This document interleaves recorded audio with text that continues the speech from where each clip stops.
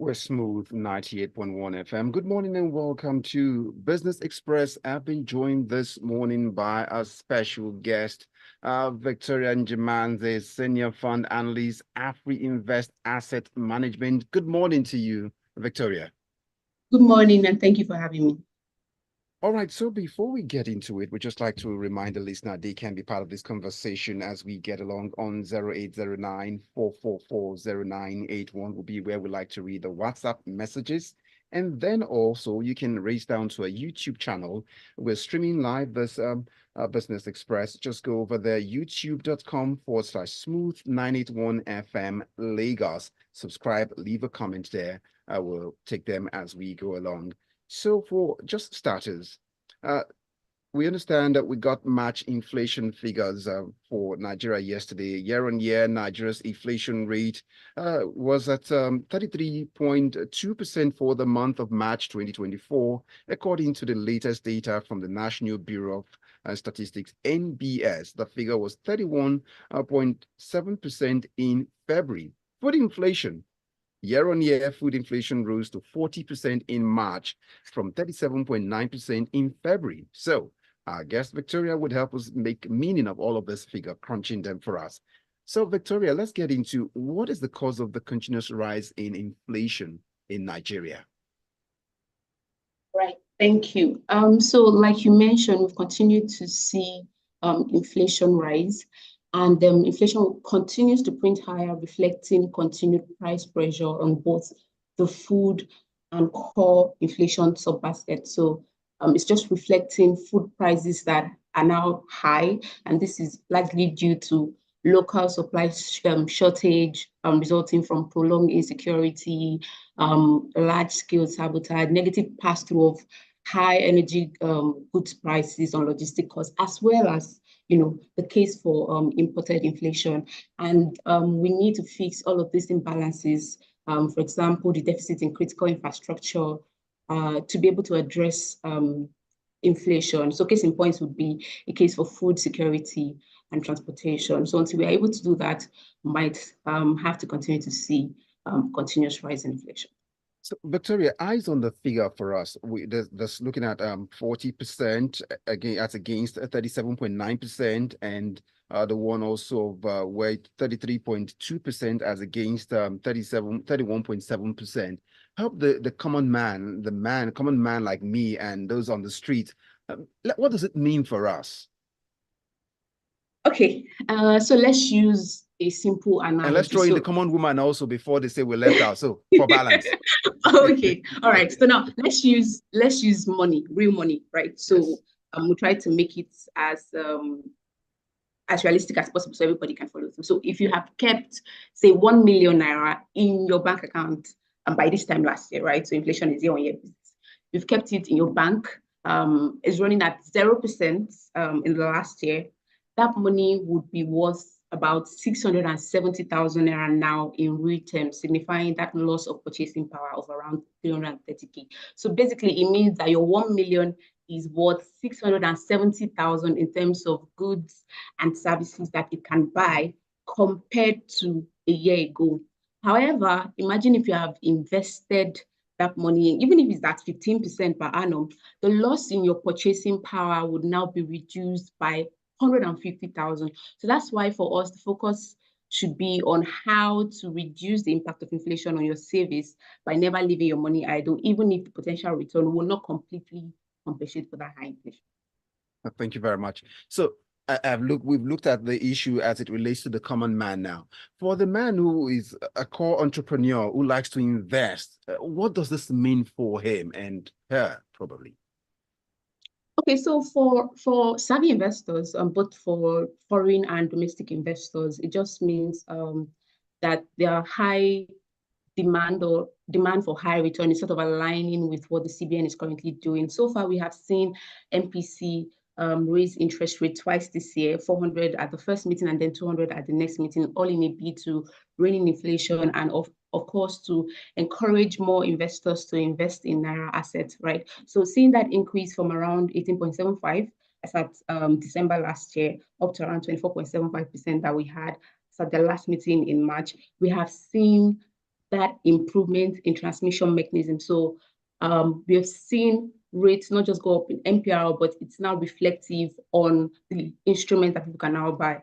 And, higher interest rate just translates to better returns for investors, especially currently in the fixed income market. Well, if you just joined in, you're on to Business Express on Smooth 98.1 FM. And our guest this morning helping us get a better perspective of the figures out from the NBS this morning, inflation figures.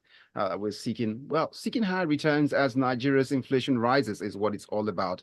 Vctoria Njimanze, Senior Fund Analyst, Afrinvest Asset Management. Let's get down to what the CBN is looking like too in all of this. We have observed the central bank, that's the CBN, continue to increase rates to rein in inflation. How has this been good for money, market, and fixed income investors? All right. So, for example, as at January this year, the rate on 1-year paper was around 9 to 13%. And even at that time, we already saw inflation figure for December, which was around 28.9%, right? But more recently, after all of the moves by the central bank, hiking rates and floating papers, both OMO and then treasury bills, we have seen a more improved rate, which sort of reflects market reality. And this has been really good for both money market and fixed income instrument, which is good for the investor. So if you take a look at treasury bills, commercial papers, savings bonds, and generally the fixed income market, we've seen all of those translation reflect in how market has priced this instrument, which is really good for investors that are currently invested in that space. Well, this leads us to the other issues relating to the naira-dollar relationship, and if this naira is out of the intensive care unit yet. But let's go on to the naira has appreciated and at some point in time been said to be the best performing currency in the world for March, I believe. So appreciated by 1,800 naira to US dollar in February to 1,100 naira as of last Friday. Why have prices still not reflected this good news, the breathing and taking away the oxygen, and it can breathe right now? Let the naira breathe. All right. So, yes, that is correct. We've seen that appreciation in naira, but we also need to understand that prices solely reflect market conditions. So, if you are going to be importing goods, most of these goods have come in already at a higher rate, and there are now inventories that need to be pushed out. So even if the person decides, oh no, I'm not going to make profits from it because naira is appreciated, nobody wants to sell at a loss. Worst case, you want to break even, right? So you might see that sort of pushback. But overall, we know that prices usually are slow adjusting downwards. So I think that is the major case for why the prices of goods high. Okay, let's go over now to the CBN once more. We noticed the CBN raised the rates returns for treasury bills and bonds, and this gave a negative impact on the stock market and banking stocks. Help us get a sense of understanding why this happened.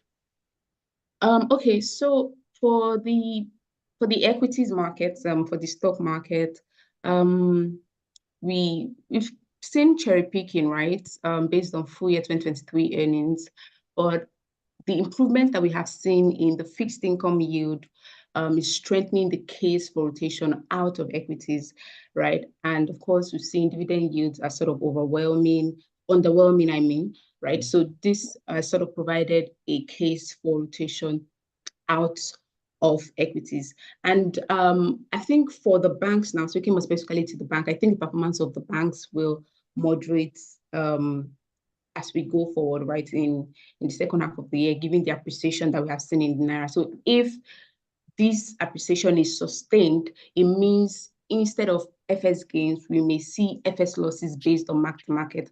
And also, don't forget the expected recapitalization of banks, right, through public offer will have negative impact on the prices, given the high or the increase in share prices, right? So overall, also remember that there's a case for high interest rates also having negative impact on the stock market.